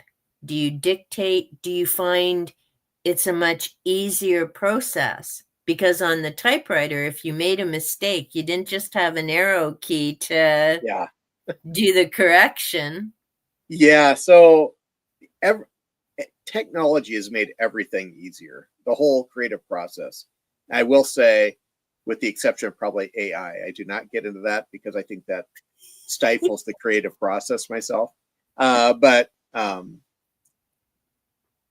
you know, technology has just made everything so much easier. And I'll cite another example before I go back to writing on the computer versus a typewriter. But we talked earlier about you had talked about an author that had to do so much research in her historical fiction to make sure Yeah, the author, Margaret. and I don't know how the old school authors did it. When you have like Dean Koontz back in the 70s and 80s, and Yeah, he's writing suspense and he's got, a guy with a certain kind of handgun and it jams up because that's common in that particular type of Glock or whatever, and it's yeah, like I do the same kind of stuff in my writing here, but if I need a gun to jam up, I Google search what guns are common to jam, and I get yeah, all the information immediately. And and I can go through and verify the sources and go, okay, that's legitimate, or, and that's true. Okay. And so I can take these facts. I don't know how those guys did that. If they just had a library of reference books, I guess. Oh, and it must have been so yeah, tedious, because it's not like that Dean Koontz could just look at his reference book about guns and say, "Magic book, open me up to the gun that jams." You'd yeah, have to go through and find it. So everything has gotten so much easier with the internet and with, like you said, word processing. Back, those first novels I wrote, you're right. You make a mistake and you have to get the white out and you got to let it dry and you got to blow on it and yeah, kind of dizzy because of the fumes, and then you got to, and then you can fix your error. And my process has changed completely since I've started using word processing. I mean, it's mm, been a long time now, probably 30 years since I started using word processing in my writing. But back in those old books, I say I had a Swift typewriter for that first novel, and I did, but it didn't start out that way. I had a 3-ring notebook, and I'd write on, loose leaf paper and then put it yeah, into the 3-ring when I had a page done, and I'd have this whole big notebook. Then I'd take the notebook and I would set it over here on my right side. I'm left-handed, so I'd sit on my right side. I'd start another ream of loose leaf paper, and I would look at this. I'd rewrite it and tighten up the writing. I'd do that like mm, 3 times, until I had a fairly doable draft. Then I would go to the typewriter because, as you just mentioned, you can't waste reams of paper making errors or deciding, oh, that sentence is really long and awkward. I'm going to yeah, rewrite it. Well, you can't just rewrite it. You can't just hit delete. There's no delete. So you have to have it as a pretty good draft before you ever start wasting paper and ink on your typewriter. And so then you get that and you're typing, and even with your good draft, you're like, I just made an error. So you got to get your little whiteout strip and stick it in there and hit the button, and it, and then you've got all the other things that come across with word processing. You've got, how do I spell that word? I can't remember. And then you've got to grab your dictionary and you got to yeah, look through, going, okay, that's how it is. Or that's not the word I was trying to think of. What am I trying to think of? And then you got to grab your big book that's a thesaurus and you got to look through that. And all that slows down the creative process because every yeah, time I'm stopping to see how a word is spelled, I've stopped my thought process. And then I've got to figure it and get it back into it when I'm done. And so it was just such a tedious process, and looking back on it now, it's like, wow, I wonder if I would even still be doing that. That's just so much work. But I suppose you would, because that's just how things were done back then. And so yeah, you didn't know a better way, but now I couldn't go back. I think I'd give up. It's like, I can't go back to writing with a Smith Corona. It just takes forever. Because now, to answer kind of your other question, do you outline it, or you had some sort of question like that, or if you type it all out? I just start typing. mm, Like I said, I don't outline. I have the characters in my head, and I have the plot, and I have the general idea, the beginning and the end, and so the things are going to happen in the middle, and I just start typing. And that first draft will be typed through on a Word document, and mm, at the end, I will then just start over at the beginning and like, okay, and I'll find about 20 different plot holes and oh, suddenly the character's name changed. When did that happen? All these things that you got to fix, and then and then you do that. You do that just repeatedly until you've got a tightly written piece of art that makes sense from beginning to end and has all the elements in you wanted it and has all the surprises and all the cliffhangers and everything that you wanted in this book now makes sense. And then it's ready to go to the publisher where they assign it to their editor, and their editor starts the process all over again. Right. And so it's still a huge in-depth process, but technology has made it so much smoother. I no longer have to buy reams of loose leaf notebook paper and reams of typing paper, and I no longer have to cram my only manuscript into a manila folder and hope it comes back to me because I don't have another copy, Right. Well, or go down to Kinko's and spend $20 to get a second copy made, which I usually did that because it's like, well, it's nerve-wracking to know your only copies out there, so you have a backup, so at least you could retype it, if you can't, and then or you have the alternative of, okay, I'll make another copy of a copy of a copy, and pretty soon it's not legible anyway. And so, it's just technology. And again, I'm just babbling, but I guess that's what this is all about. Yeah. It's just technology has just, it blows my mind to think of how we did things, like you said, 30 years ago. And I guess, like I said, it's like, well, we didn't have a better way. So, kind of like I look at it as like before the pandemic, nobody worked from home, and we didn't even have the technology. Like the company I work for, we didn't even have the technology to work from home if you wanted to. And then the pandemic hit, and suddenly everyone comes working from home, and we've discovered this better way. And now a lot of people are on hybrid and different types of things that are more suitable to their lifestyle. And it's hard to go back if we wanted to, because it's like, well, how did we ever get by pre-pandemic? Driving to work every day? That's just crazy. But we didn't have a better way. We didn't know there was a different way to do things, But it's also changed, I think, relationships with people. And I've left the board a number of years ago, partly because of my physical health. But yeah, I know there's this big thing now of so many people wanting to work at home and able to work at home, and juggling home and work hours in their home. But the part that's missing is that team building. I mean, I get, and I'd certainly seen it working in schools. There's some people who yip yap and babble more than they should during work hours. And it happens in offices. I've worked in group homes, other things as well. But yeah, the sudden separation of all these work environments also means you don't have that camaraderie and team aspect. And yeah, it's like anything, right? There's good sides to it and not so good sides. And even with the writing process, I mean, I look back at writers like H.G. Wells, who I adore, Jules Verne. The amount of work that they produced was just mind-blowing, especially listening to you talk about your process and what it took. And like you say, and for you, it would have even been easier to get paper and those resources, right? You think of Wells and Verne, and it's right here. Ooh. And there's a number of reasons I was so happy to find this. But this is Madame Blavatsky, H.P. Blavatsky, Theosophy, The Secret Doctrine. This is a chunky monkey, 1,200 plus pages. Wow. All written.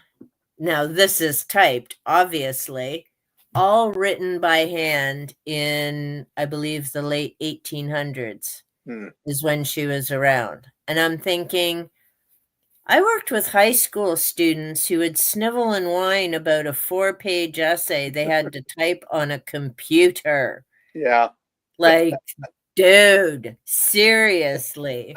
And I mean, it'll be a fascinating read because she had some interesting thoughts, contributed different things to the world and all of that. But I mean, just to look at the size of that, and it was all handwritten. Like she spent most of her life putting that together, and she'd Mhm. also written another book. And as I was listening to you talk about the differences and that, it's like, yeah, authors today, the puppies, like the 20-year-olds and maybe even to the 30s, don't really know a world without tech. Mhm. Like to them, it like I say, the students I worked with in high school, "Oh, I gotta type 2 pages." I'm like, "Yeah, cry me a river." Like, are you kidding me? Yeah. Well, And they had because I used to work with struggling and challenging readers who also had a variety of behavior issues that would get in the way of their learning. But I also worked with assistive software, so teaching them to use things like Kurzweil that would read the documents for them, or teaching them how to dictate their answers if, there were typing and other issues. And I'm like, to them, this is an everyday thing. But when I went to high school, we didn't have computers. I mean, I took an office practice course, I think it was grade 9, and we had like the old, not electric, like the old school push the the keys. manuals. Yeah. Yep. Yeah. And we thought it was like the cat's meow in grade 10 taking office practice because we got to use the electric typewriters with the ding, ding. Yeah. And I'm like, and now Yeah. you say typewriter and people are like, "A what now? Yeah. What's Yeah. liquid It's paper? Why do you use that?" my my kids are all grown, and by grown I mean they're in their 20s, But I we used to, when they're younger, we used to love to we'd tell the old stories. They would think we just, because they'd ask questions like, how did you do this, how'd you do that, and you'd have to say things like, well, yeah, if you went to the library, you had to go to this big thing that took up a room called the card catalog, and you Yeah. had to flip through and make sure that those things are in the order, because if they're out of order you're really messed up. And you had to, and all these different things that they're so much easier now. Now my kids don't even really go to the library. They go to the library to get things, but Mm, they check them out online and then just go pick them up, and the library leaves it there on a shelf, and then you go to yeah. the, we live across the street from our city library, which is, I just love that. Nice. But it's funny. There's two groups of people. You've got the people like my daughter that loves to read, and she comes over, like walks across the street to the library, and they have her book sitting here on a shelf because she's checked them out online. And then you have the people that are my age and older, and we're all shuffling around in the shelves trying to find what we want to read, because we didn't even know you could check things out online. Or if we do, we're like not comfortable with it. It's like, oh, well, why would I do that? I can just go down there and hand the lady my card and say, I'd like to check out this book. Yeah. See, So now that's the one thing and because I haven't driven in 2 years. I did before that, but because I'm home, um, and my husband will take me on the weekends. So and even before when I was driving, I had started, well, partly because I was using tech in school anyhow, but not so much like the internet or that, but I'd known about the library and putting things on hold.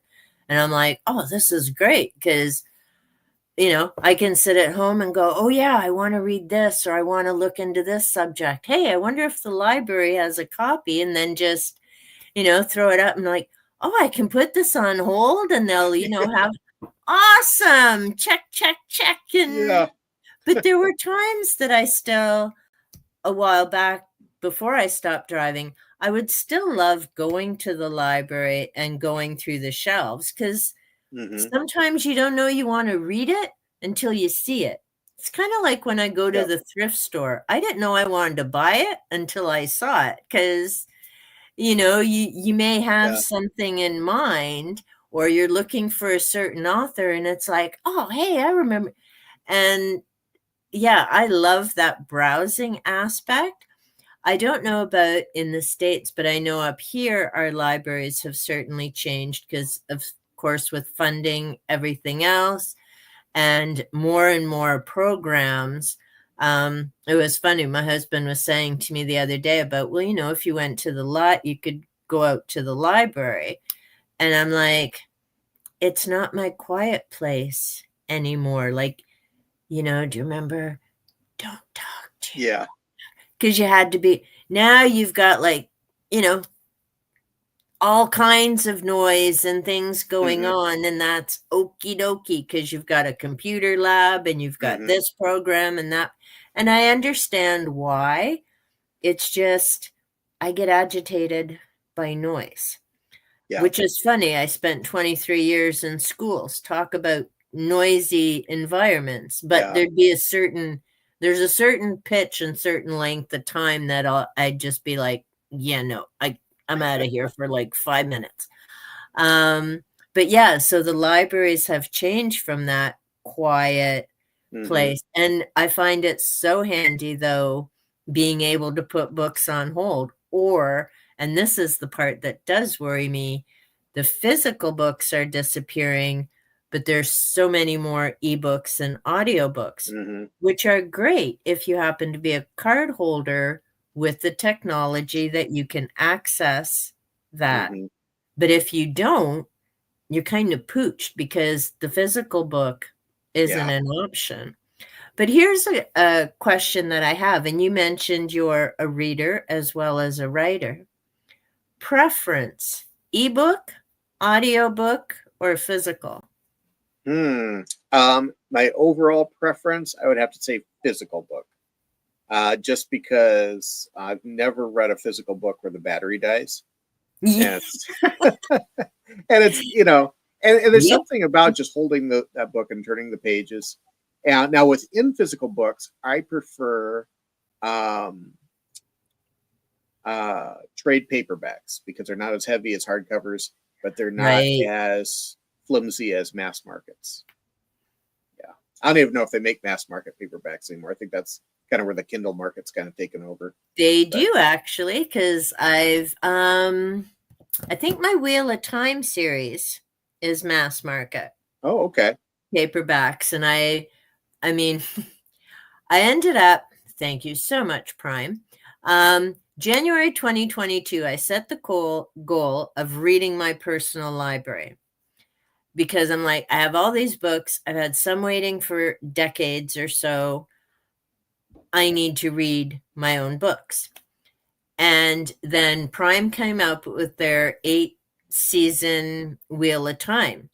And I'm like, oh, that looks like an interesting series. I wonder if it's based on books. Somehow I'd missed it because I think it was in 2015 or something like that. And I'd read Lord of the Rings and other books, but somehow Wheel of Time missed my radar. Probably because I was in high school and then kids weren't quite reading that yet. And I ended up reading what they were reading so we could have discussions about it. And I'm like, and then I found out that it was a series of books. And then I found out it was 15 books. I'm like, oh, well then. And I ended up getting the first 3. And yes, I'm bad that way. I'm like, well, I have to know how it ends, which means now I need the rest of the book. So I ended up reading the whole, well, no, I have yet to read the prequel. So I've read 14 of the books in 2022, and they're chunkers. But that added 14 more books to my list. And I'm like, wait a minute. I was going to read all these other books. And yeah, you just made it harder on yourself. Exactly. Yeah. But they were pretty sure they were mass. And like you say, they're smaller. And I'm bad. I like crack spines because I'm not into this turn. I'm like, no, I need to see both pages. And it was brutal. And I've said to people, if you get Wheel of Time and you get the Tor publications, if that's your only option, go for audio. because the book will drive you bonkers. Hey, Van. And yes, we've also had Constance join us. Van Quick popped in, must be on a break. Lacey saying sometimes actually physically holding a book can convince you to read it more than reading about it online. See, visual. I have a box of books that potentially tie in with events or different things I'm going to be reading or different programs, projects I have going. So when I'm looking for a book and I'm in my living room, I look at the box. I can't see an ebook unless I'm on my computer intentionally planning to read. So I have to leave a sticky note going, hello, you Yep. you promised to read this ebook. But yeah, what I was saying with the hey, look at me remembering where I was going with that. The Tor publication, when you have the 2 pages, there's hardly any space in between them. And I was thinking of my struggling readers. They would lose their mind because this looks like one big page with no break. Yeah. And I mean, I'm not a struggling reader, and I found it hard to read. And sometimes I do still, follow with my finger and all of that. My students would be like, "Why are you making me do this? Babies do that." I'm like, hello, in my 40s, I do that. Yep. So, it's not baby skills, it's called tracking so you don't lose your spot. Yeah. Oh, I've right. read books like that where I guess it probably saves on paper and everything, but yeah, there's no margin. And it's like what I have found that works for me is I have like a piece of like thin cardboard and I'll just put it on half of it. So I'm only looking at one half because yeah, it Yeah. drives me nuts too. I keep on wanting to just continue reading and it's like, well, that doesn't work. So Yeah. yeah. Yeah. And it's not all 14 books. So it was just, whoever was setting up the press or however Mhm. that process is done. So some of them it's brutal, others are immaculate and you have a nice space. For a book murder, I want space because I like writing notes or, Mhm. different things. And actually, Ven and I are both rereading because we both read the series, are rereading the series together. He loves his physical copies of Wheel of Time. Paul is saying font and spacing can make me not read a book with my dyslexia because it's too hard. Exactly. Mhm. And some of my students also had dyslexia and, the reading challenges. So there's different things like color filters that sometimes work for people. But again, if the font, it might look cool, but as a reader, that can get brutal on your eyes. There was a book Mhm. years ago, and I mean, it had beautiful purple print, looked lovely, but trying to read 3 or 4 pages of that, like, your eyes were messed up for 20 minutes afterwards. It's like, Yeah. who thought this was a good idea? Or even sometimes on a website, the Mhm. background, everything can Oh, truly make such a difference. Ah, yeah. see, Rosamund Pike, who played Moraine. Now, the series has been canceled after 3 seasons, so I'm glad I read the books. I finished it the first year. Think she's only done to book 4 or 5. By the time you get there, Ven, she'll be recording a few more. But I just want to check because there were to make sure. So we did talk about the artwork. We talked about the pacing, that you like physical books. We talked about time for a book. How long typically does a book take you? The easy answer is B, as long as it needs. It's kind of all over the place, but in general, what I strive for when I start writing my first draft for a book, I strive for getting the first draft done within 10 months or so, less than a year. I'd like it to be less than a year. And then I start rewriting and rewriting and rewriting after that. And it usually takes from beginning to ready to send to the publishing house, usually a little bit over a year. Once I've got that rough draft done, it's a pretty quick process to rewrite because you're just basically reading the book over and over and polishing it up a little bit more every time until it shines. Right.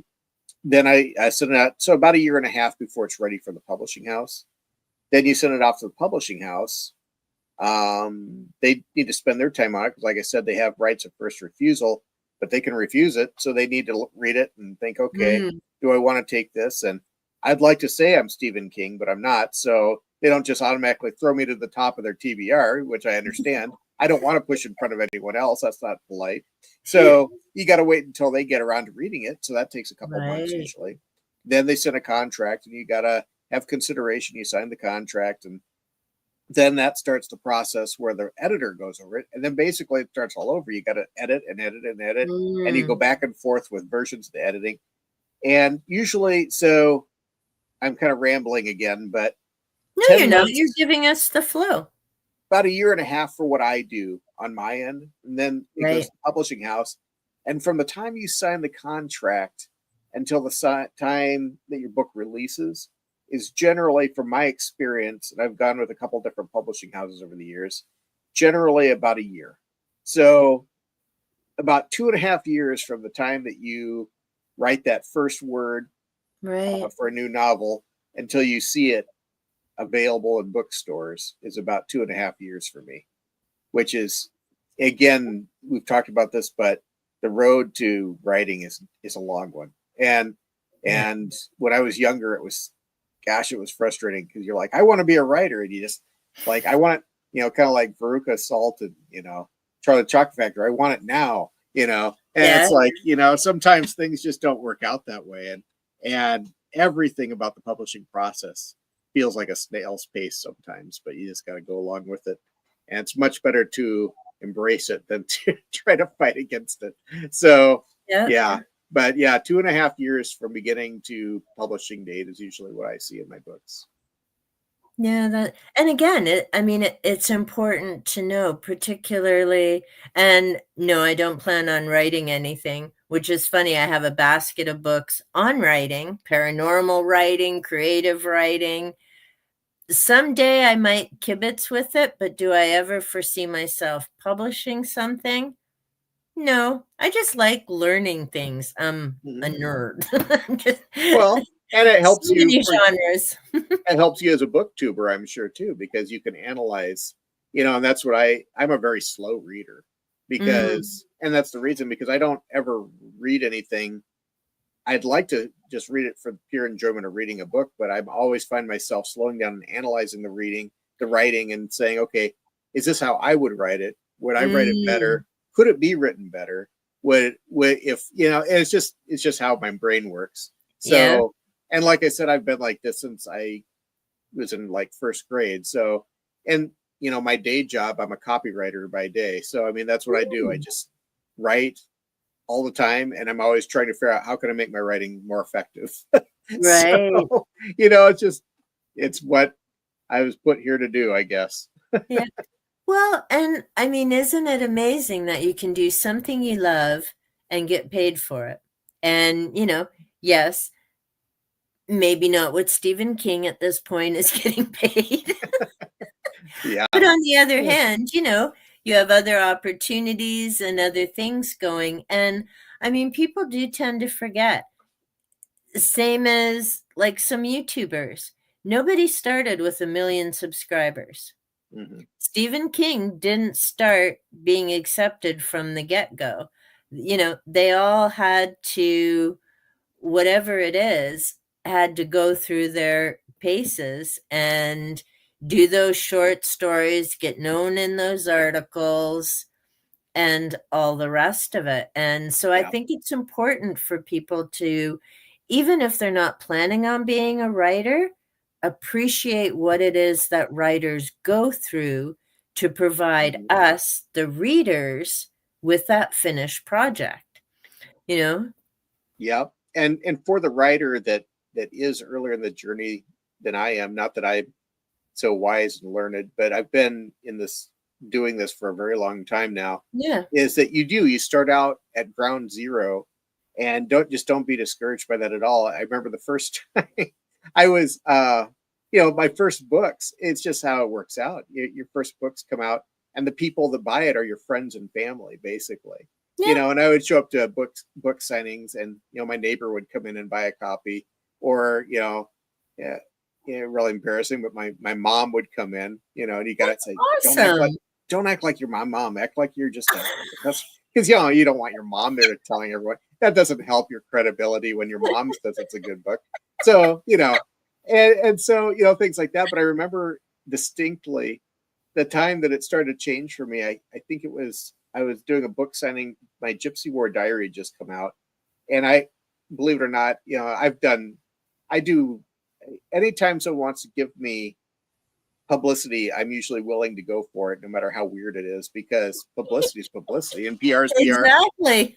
And a local chocolate shop let me sit in their chocolate shop and do a book signing, which is not where you'd think to go to do a book signing. I said, sure. So I showed up, and these people came in, and my Gypsy War Diary is my fourth novel. And they came in, and they actually went up to the counter, because I was sitting off to the side, kind of, because again, I'm introverted. Book signings are hard for me because I'm an introverted person. So I'm like kind of just sitting there trying to like just blend into the wall, blend into the chocolate, which is kind of funny because you go there to sell books, but really for me it's very hard because of like I want them to buy the book, but I want them to like, I don't know. It's just who I am. But anyway, these people came in, I saw them walk up to the counter, they didn't see me, and they said, yes, I'm looking for Shawn Brink, the author. And it's almost like, I don't know who those people are. And then they came over, that's like, your new book's out. And like, yeah. And so they bought a copy, and they started saying, we read your other work, your first three novels. And they're like these three ladies, and I thought they have me mistaken for another author. So I said, oh, I didn't want to discourage them because they're buying my book. I'm like, well, thank you. And I said, well, what did you really like about my first three books? And they start talking about the characters and everything. It's like, you really read my books. You really, it's like, wow. And it was like exciting because that was the first time I realized that someone besides my friends and family are actually reading these things. And now I've got, I'm working on my seventh novel, and it takes time, and it takes all, and I'm not saying this as a brag. I'm just saying this to anyone that's out there that might be listening, that's earlier on this publishing journey. Just stick it out, because it is so fulfilling when you finally reach that point to where you're like, I don't even know you, and you're buying my book. That's crazy. You're not just giving me charity because you're my brother or something. And again, so you think of with those rejection letters and the struggles and the time, all led up to that incredible moment of, wow, I made it, strangers know me moment, right? Because like you say, it's not friends or family that you're thinking, oh, are they buying it because they want to read it, or because they think, they don't want to see me depressed, moping, going, nobody's buying my book. But I think the important thing too is, don't give up just before you make it. Mm-hmm. Right? Like after all that time and effort and energy and I mean, because I also read a ton of self-help books, partly because with my background, and I used to be a counselor, I'm just always curious how people put this spin on things. And I mean, the one thing I do agree that so many of them say is too many people are just on the cusp of making it. Oh, it's too hard. I've tried everything. I'm done. And if they just had stuck with it, for another week or tried one more thing, they would have made it. Well, that's the kind of what I've learned too, is like, if you don't, I can tell you this industry is really hard, and to get I wouldn't call myself a super successful author. I'm not out there on the bestseller lists or anything yet. But Yeah, exactly. I can tell you with 100% certainty that I will absolutely never have a bestseller if I quit. And you got to look at that all along the spectrum of your journey. I mean, when I started, I was like, well, I don't know. This is it's fun, but it's a lot of work writing these novels that are sitting in my attic collecting dust. Maybe I should quit. But I kind of said, well, maybe I'll never become a published author because not very many people get to. It's a hard industry. Yeah. But I can tell you with 100% certainty, if I quit today, I will never become a published author. So why not try? Why not give it 100% and try my best? And then I got published. So it's like, okay, well, I could quit now, but what, will I ever sell a book to someone that's not my neighbor and my brother and my mom? Well, I'll never find out, but I can tell you, it'll be 100% that I won't get that done if I quit now. So you just keep going to the next step. And, maybe someday I will have a bestseller. I have no idea. But I know with 100% certainty if I quit now, I won't. So exactly. Yeah. Now Ven has arrived home. He's got his pretties, meaning he has cover buys and they're gorgeous. Makes him happy. And we're almost up to the 2 hours. Oh, we are. Yes. We are. And thank you so much, Shawn. I've really enjoyed the conversation, talking about the books, your process.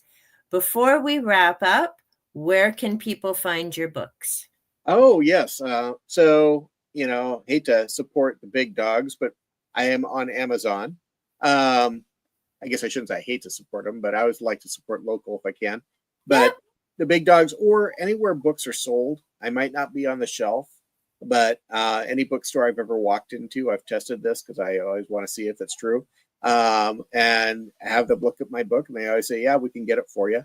Nice. Locally, I know you're up in Canada, so this won't do you any good, Ontario. But locally, I'm here in Omaha, Nebraska area at the Book Nook bookstores is a good place to go to buy my books. All my titles, or most of my titles, are on stock on their shelves.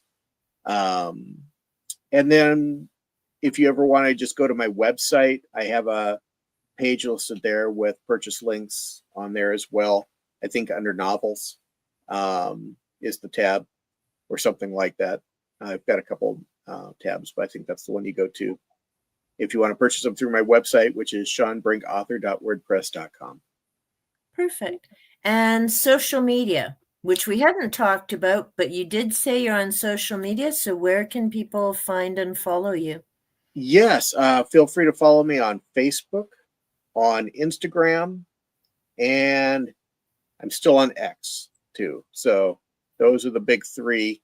And I'd love to be on more, but again, time is precious. So every time I add a social media, it takes some time away from writing. So that's why I'm only on those.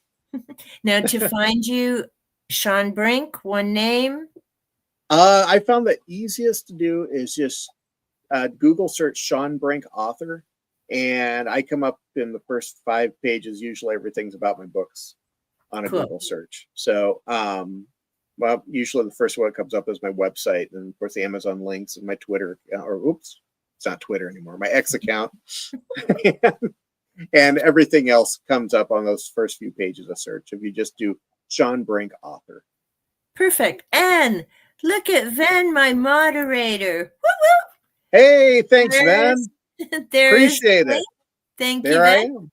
See, we joke and speaking of tech and learning things, I don't know how to do that. So as of a few weeks ago, I got several moderators because someone can always pop in and they are so much wiser than I because I can't multitask. I can multitask, not when I'm streaming. So Ven and others will have several windows open. I cannot do this because I can't wrap my head around. You can still see me here, but I can't see you when I'm in other windows. So bless my moderators' hearts. They do that for me with the links, and I'm so grateful. I would be with you. I can't multitask in that way. No, I'm like honed in on the guest, and I Yeah. keep peeking over to the side to see comments, but I'm in the zone when I'm chatting with somebody on a stream, and I just, yeah, if I close the window, it's the same as when I had to go to professional development seminars. If I couldn't see the speaker, I could care less what they were talking about. It's like, yeah, no. If there's no eye contact and I can't see you, nope. I'm zoned out. There's a reason I got along with my students, because I'm the adult version of, and they would go, oh, this is so hard. And, how will I ever get a job? I'm like, hello, full time. It's doable. It's doable. You just got to get through high school first. Yep. Just got to jump through the hoops and you're there. He's at his PC so he can press all the buttons. All right, Ben. Way to go.